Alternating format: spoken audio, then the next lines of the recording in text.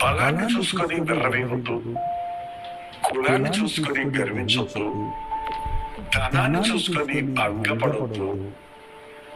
భక్తి గర్వం మీద ఆధారం. భక్తి అంటేనే విరిగి నలిగిన హృదయం అంటే ప్రభుకి ఇష్టమైన కానుక. నీ భక్తి ఆచారాలు కాదు. నిన్నెంత హెచ్చిస్తున్నాడో అంతగా నీవు తగ్గించుకున్నప్పుడు దీనులను ఆయన అలంకరిస్తాడు. దీనాత్మలు ధన్యులు, వారు పరలోక రాజ్యాన్ని స్వతంత్రించుకుంటారు.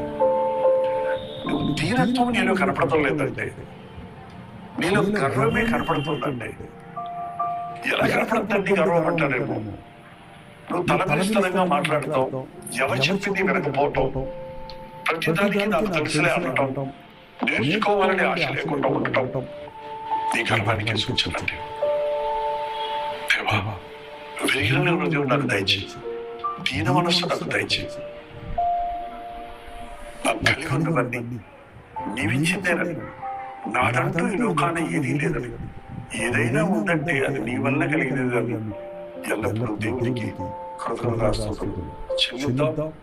మన జీవితాల్లో నుంచి గర్వం అనే గుట్టనక్కను వెళ్ళగొట్టి క్రీస్తు కొరకు దీనులుగా, పరిశుద్ధులుగా, ప్రభు బిడ్డలుగా ఫలిద్దాం.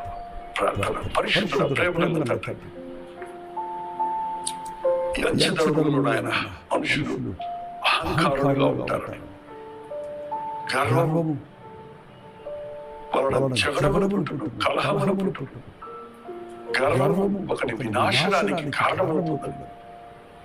పడిపోవటకు ముందు అహంకారం మనసు నడుచు అని మేము గుర్తించిన ఆయన మా జీవితాల్లో దీనులుగా ఉండటం. నేను దీన మనస్సు గలవాడు, సాత్వికుడు, నా యొద్దకు వచ్చి నేర్చుకునమన్నా నీ మాట చెప్పున అనుదినము నీ పాదముల యొద్ద గడిపెట్టి ఎప్పటికప్పుడు మానవ మనకిస్తున్న అహంకారాన్ని పీకివేయడం.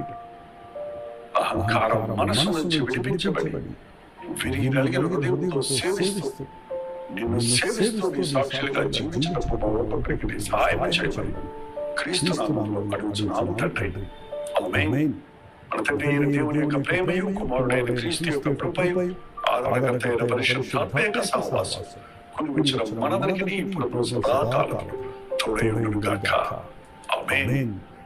దేవుని స్తోత్రం.